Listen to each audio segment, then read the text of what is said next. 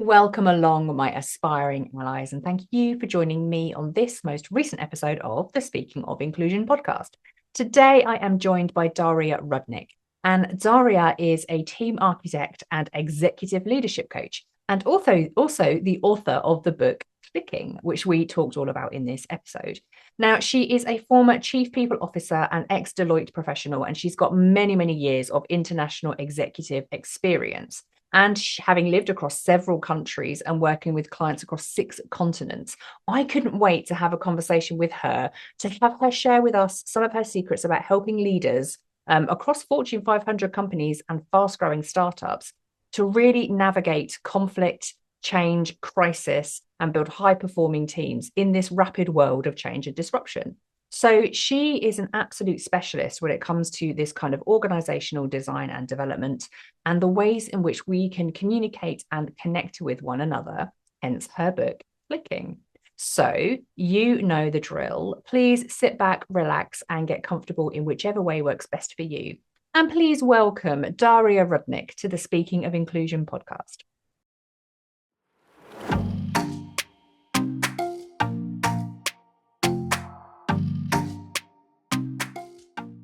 So, I wondered if that might be a cool place to start is like how I guess what took place in your life that kind of led you to a point where you were just like, click, this is it.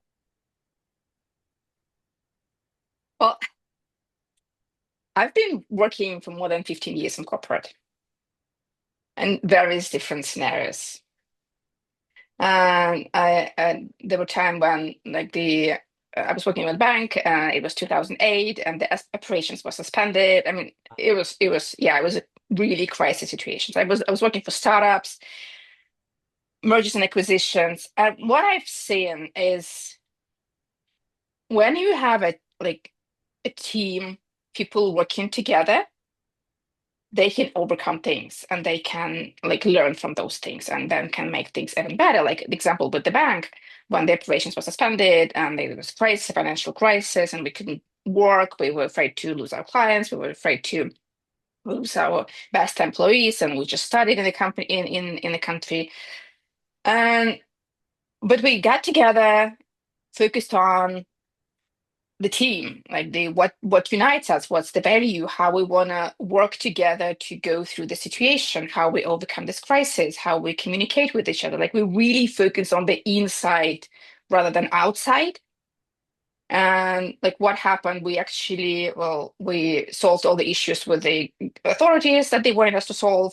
And we didn't lose a single employee during that time because we were so much united by the shared goal and connections and conversations and collaboration and working towards that goal. And it was really powerful experience that showed me, wow, that's what you can do when you have a team, when you have a really teamwork. Like I've also seen situations when it was time of mergers and acquisitions, and it was like the company was acquired because of its customer experience, like how they treated customers, the relationships they had with them. And they also had a very nice culture, and this culture kind of evolved because the CEO, the leader, was involved in building this culture, but it wasn't built intentionally. And once things changed, like once there were more people on the team, when there was like kind of the dynamic with the parent company, and then the COVID hit, and we all went remote, it all just fell apart because there were no clarity, there were no rules of how we work together, no rules of how we communicate. Like the funny thing, like the executive team was the team uh, that was either like between 15 and 30 people. And no one knew who was on the executive team because at some point there were 15 people, at some point there were some 5 people, and at some point there were all 30 of them. And okay, how do we make decisions? How do we collaborate? Who's responsible for what? There was no clarity. And eventually the company just kind of dissolved in the parent organization. They didn't want to keep it as a single unit, despite of all the experience with customer success and everything. So when you have a team and when you have the team that has clear, just like clear purpose, that has linking connections when people interact with each other, when you have integrated work, when you know the work norms and rules, where you have collaborative decisions and knowledge sharing, where you learn together, that makes your team click, and that makes you like it makes it possible to overcome any crisis situations or any challenging goals that you have. Yeah, I love that you kind of identified all of that through like the repetition of examples that throw up. And as you were saying that, what really kind of stood out to me was like, yeah, it is. It's during times of crisis that is when you either have the opportunity to shine, or when, if there are any kind of cracks, I suppose to speak, in what might be going on, that is when they're really exposed, isn't it? Yeah, yeah, that's true. I mean, when everything's fine, everyone is fine. Yeah. Or even when it's just undulating, just a bit up and down, um, you get by, don't you? Like things might go a bit wrong, but you can cope. People are all right. It's good. Like you just bump along, and it's when, yeah, it's when things really do go sideways that you understand. And I like that you use the word intentional, Hmm. because that's something that I see a lot. Like some workplaces have really good culture, but it's accidental. And then, like you say, when things start to slide or go a bit wonky, um, they don't know how to maintain it because they don't know what got them there in the first place, or really what the strengths were. And then it comes apart so quickly. So I love that you called out that intentionality piece as well. Yeah, Yeah. yeah, really good. And yeah, and there were quite some considerable crises then businesses have been through, isn't it? That 2008 financial crisis and then COVID. Like they're pretty Yeah. extreme examples for people to have navigated. Yeah, but I mean, there are global crises like this, but there are local, and not so much crisis, but challenging situations like Mm. M&A and setting up offices in another country, or like organizational transformation. Like personally, it can be very exhausting, and for people, um, worse than COVID at some point. So yeah, any Yeah. situation like that, it actually like shows what really stands behind the culture of the organization, what really drives it forward, and it can just drive you, or it can destroy you. Yeah, yeah. And that's your background, isn't it? So the HR and the organizational development, Yeah, so you've seen it all when it comes to like transformations and I've seen it. I've yeah. I've done it. You're just like, I have got a list of things that I have seen. But you're so right. It's the people within organizations that are impacted when these things happen. And if you don't have that intentionality, then it's the people that suffer, right? Yeah. Yeah, interesting. So that brought you to then to your click model, which I really like because it not only does it kind of work in a, oh yeah, teams click, but then you can remember it as an acronym, and who doesn't love an acronym, right? So I liked when you were talking there about the integrated work, and you mentioned around like norms and rules. So again, that's that intention piece. So how can leaders listening to this kind of think, oh, actually, what are the norms and rules that we would know? What would be examples or signs of that? Well, and I love the question because, like, a lot of people talk about purpose, which is very important, but it's absolutely it's clear. Most people, most leaders know we need to have a purpose, we need to have kind of relationships. But okay, you need to have the what, and integrated work is the how. So how you work together, how you make it happen. And a very like simple example is I was working with a team as a consultant, and the CEO called and said, "Okay, we have conflicts on the team. We don't. Um, People just try to persuade and do things their own way." And when I joined the team, and I saw that they all were very passionate about team mission, and they wanted the company to succeed. I mean, they were united and they were moving towards sort of the shared purpose. What they were missing is how they want to get there. Because some of their team members thought, okay, we need just better distribution channels, and now they thought we need a better like materials to produce our products, and some thought, okay, we need more sales. I mean, various different thoughts of what's more important. So they didn't have this how they want to. And they didn't have the how they make decisions, because like how do we make decisions? We get together, we talk, and then the CEO decides something. So Textbook, right? There is it. The person with the most seniority gets to be the one that carries the can. Yeah. Yeah, but there were so many ways to make this decision, and he didn't want to be this controlling leader who makes all the decisions. But they didn't know how to make decisions together. So we got together and decided, okay, what is that we want to support on our team? What is that we want to see more of? Like the sort of the keep it up behaviors, the behaviors that when you see a problem, tell about that, talk about that, but don't blame anything. So there was a list of keep it up behaviors that you want to see more of on your team, and there were cut it out behaviors that they didn't want to tolerate. And they didn't want to tolerate when someone is blaming others. They didn't want to tolerate when someone is sharing concern but kind of doesn't think about the solution. So there were sort of like with two lists of keep it up behaviors and the cut it out behaviors. And then eventually, well, they came to the like they started working together. They started collaborate through kind of those small exercises of how they want to do things, how they want to have their meetings, how they want to make decisions, like all those things. The interesting thing happened about 6 months after this engagement when CEO called me and said, "Hey, you know what? We're getting rid, like we're letting go the chief of sales." Okay, why?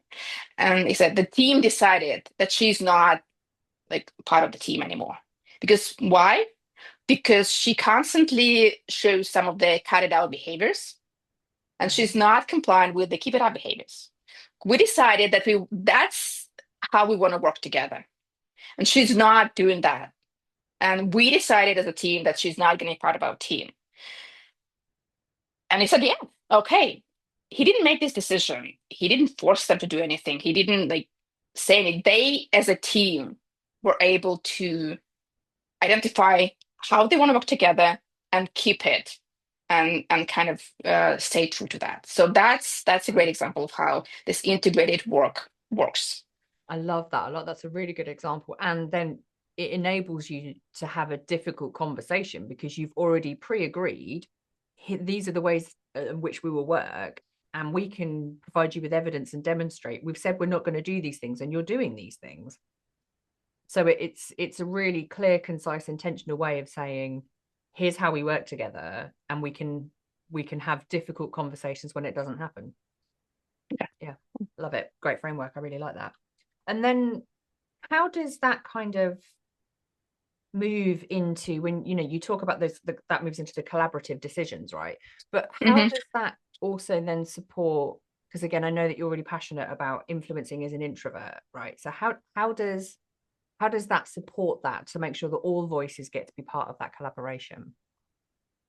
Well, that's a great thing, and it's also like related to like different cultures. How do you like? Because some cultures are more hierarchical than others. Some cultures are more collaborative than others. Well, the thing is, we're talking about the team dynamics. We're not talking about in general how people need to behave. So when a team you get together and you decide it together, what decisions do you want to make, like as a team collaboratively? What decisions are important? What decisions you say, okay, leader is making those decisions. And what is the process like of making those decisions? Should we as a team get together, like show some idea, share some ideas, and then bring our best options to the team leader so that they decide it? Or should we all, like with the leader, get together and talk? So you get together with a team and you agree how you want to make decisions. What works for your organization? What works for your team? What works for your culture? And what works for every single person on the team? Because some people will like would want to share something in writing. Some people would want to speak it up. Just listen to how everyone is saying things and agree. Okay, these. That's how we make decisions. Like that's Mm. our framework, and it will be unique for every team. Mm. So I find that really interesting because that's the key thing, isn't it? Right? Teams are in essence made up of individual human people with their own preferences. So, and I in my head, I'm thinking about teams that I've been in the past, and it may not surprise you, but I'm a chatty Cathy, and I do all my thinking out loud, usually annoyingly to other people who maybe don't appreciate that. So I have to vocalize things and sort of visualize it in front of me. So I'm really gesticulating with my hands as well. And then I know as well that I've been in team environments with someone who is also a vocal um expressor. However, our styles are really different in that I'm quite fast paced. When I'm going, my brain's like a roller coaster. We don't know where it's going to go. and he's much more slow paced and thoughtful and considerate, which for me is a challenge because I'm racing through thinking I've got to the point already that he's going to make, which may or may not be correct. And then if we're also on a team with someone who likes to go away and think about things and wants to take some time out of this busy, environment of talking so that they can process quietly and then come back, how do we bring all those together? Because I can imagine by the time that person's come back with their thinking, I've rolled off. I'm like 30 steps ahead and not really thinking about any of that anymore. And the other person in the middle still, they're still narrating their story to arrive at a point. So how do we make sure that all of those needs can be met? In our like current workplace environment, we're overusing synchronous communication. You want to fit everyone into the same time frame, it could be a challenge. It doesn't have to be that way. I mean, you can brainstorm asynchronously.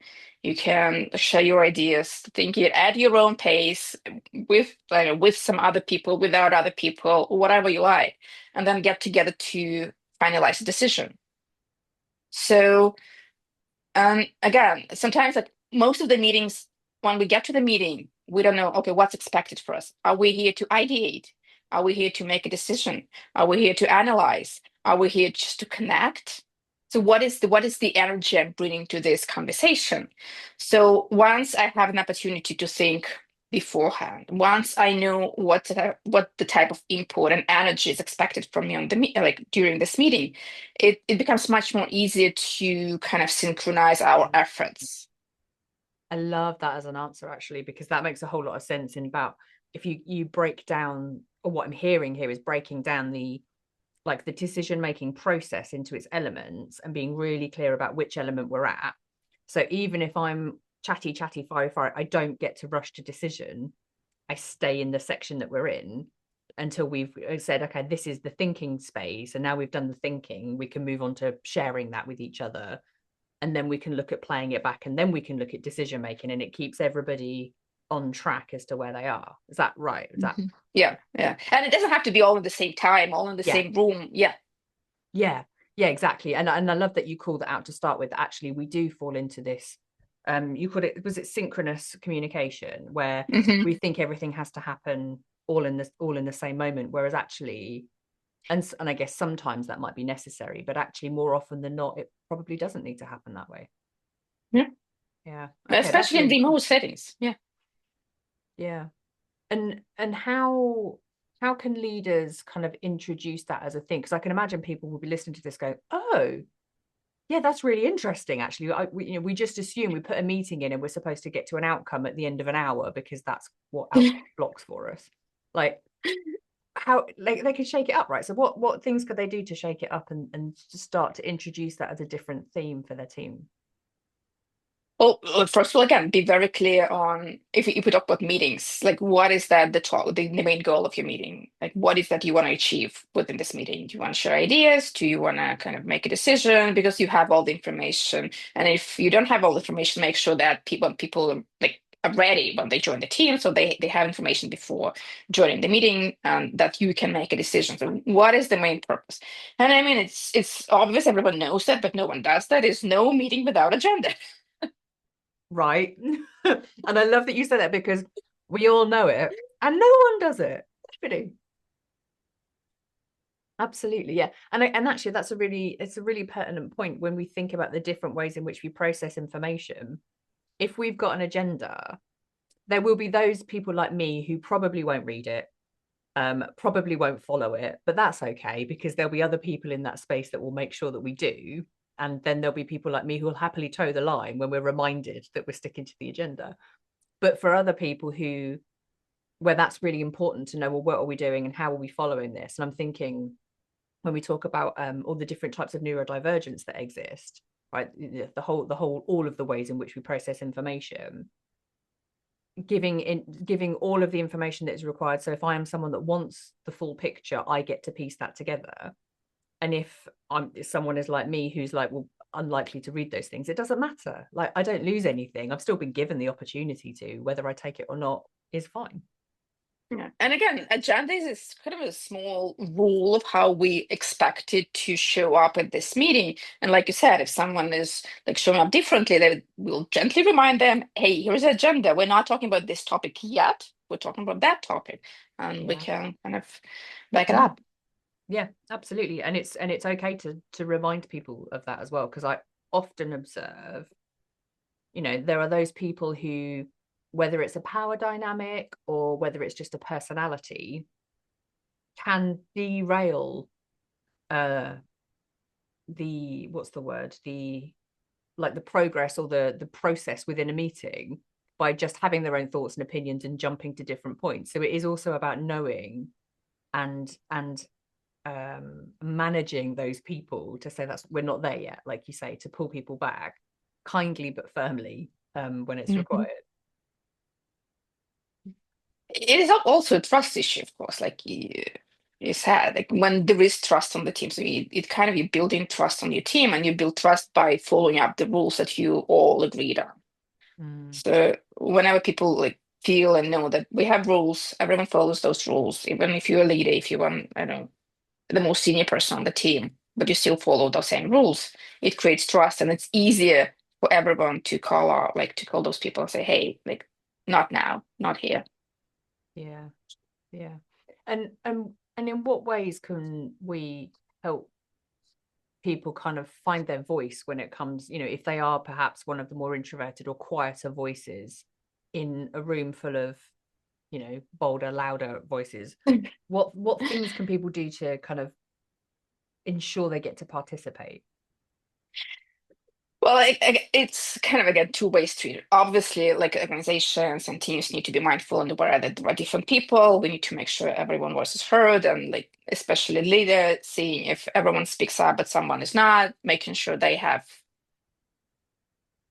they had their say if they want to, if they're ready to.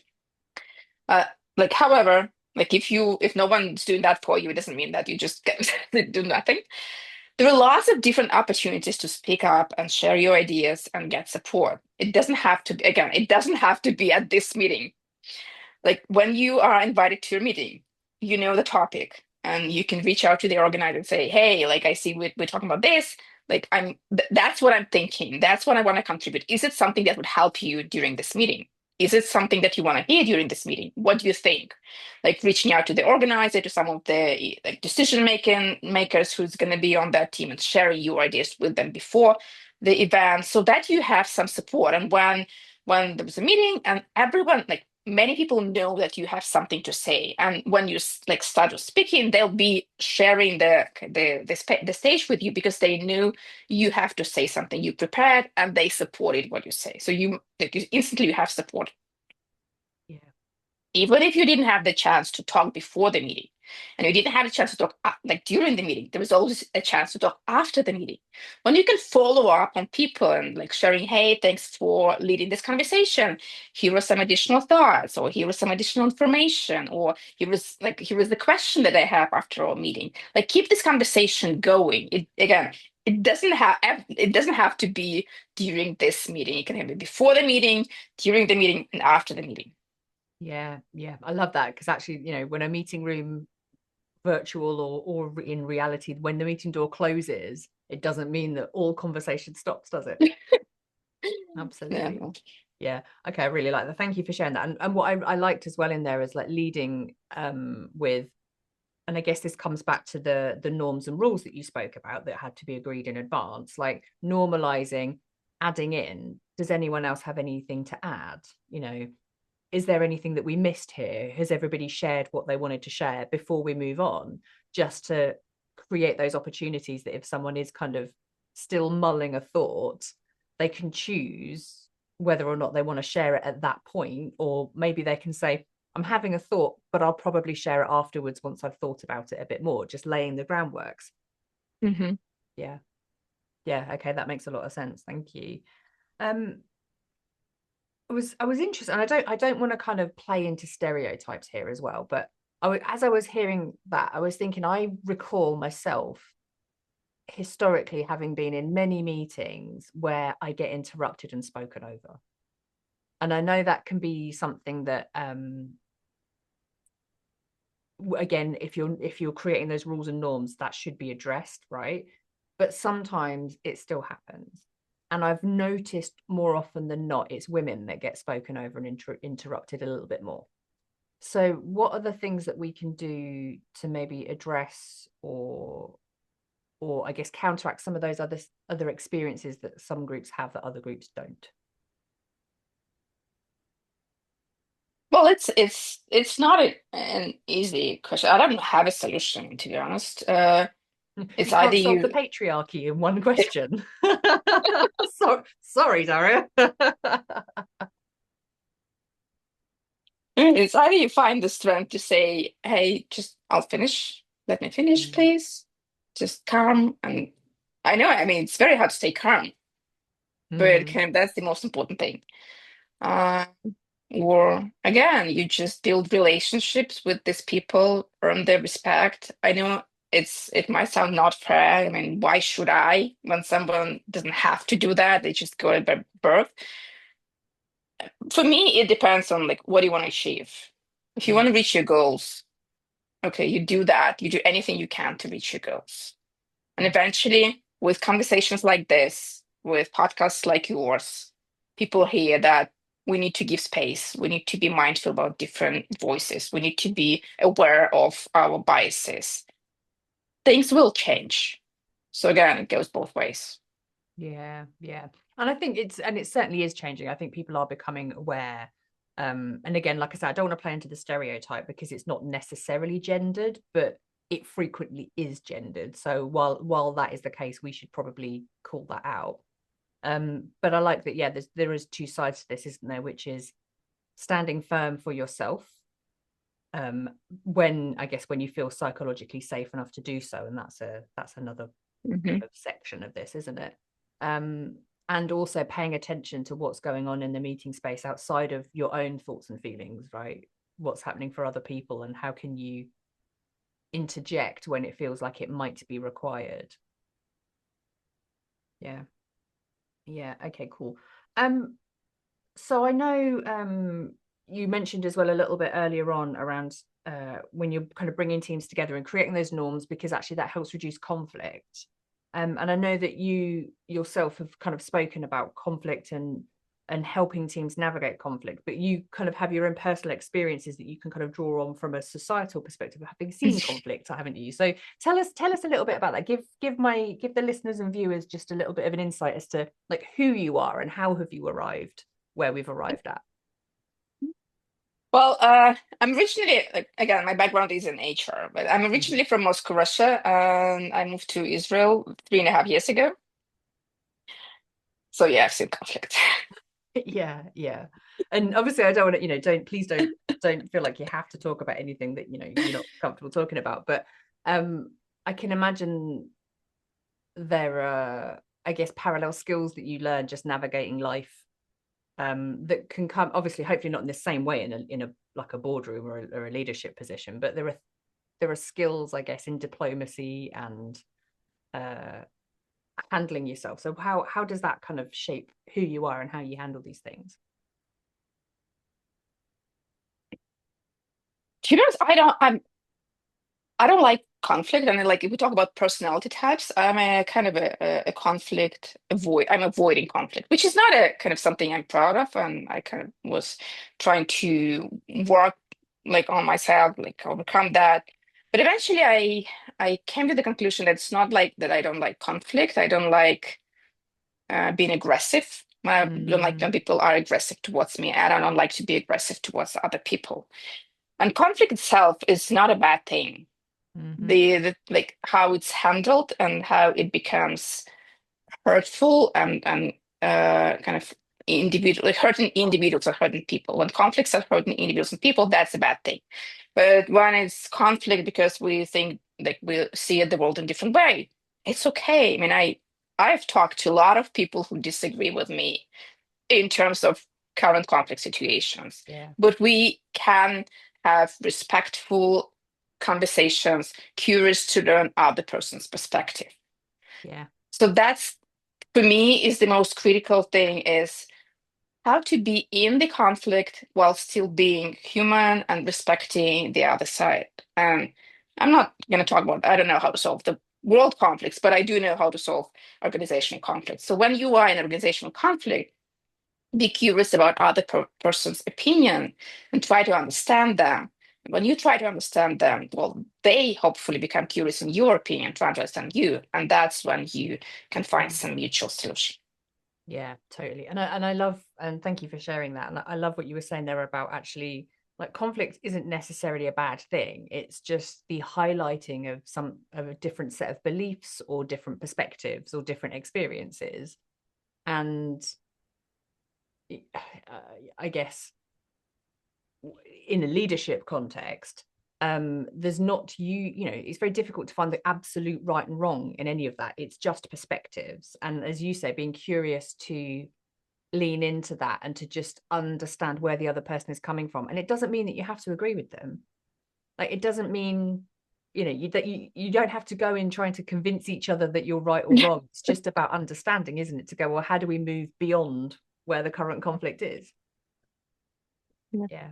Yeah. Thank you for sharing that. I think that's really helpful to just highlight that actually everyone's human, and we're human at work as much as we're human at home, and having those conversations is so important. Um, just going back then to you, because I know that we talked about your click method at the start, and I know you've very handily written a book on this as well for Yeah. people that want to know more. There you go, there we go, properly good clicking. Tell us about, like, how did that become the book, and I guess why should people buy it, because that's what we want people to do, right? Uh, I really wanted to do, well, there were multiple reasons why I wrote the book. One of them is that's how I structure my thoughts. Okay, I've tried this and that, and I've tried different uh, tools and exercises. Okay, how do I structure the way that I know it, I can explain it, and people can use it, whether with my help or without my help. Even since the time when I was chief people officer, my main goal and mission was to create more happy and fulfilled workplaces, because people deserve to be happy at work. I loved my work at some point, and I want people to be happy at work, and we can do that, and we can create those kind of spaces when there is a great teamwork, amazing culture, and leaders who actually try to do that. So, and the book is part of this mission. When you can get the book, you read the book, there are like tools that you can try and use. And even by doing those, keep it up and count it out behaviors, or even by doing a team charter or any other tool that's in the book, it'll move your team towards having meaningful conversations, better connections with each other. So tools themselves are not that important as the conversations you're having while creating those tools.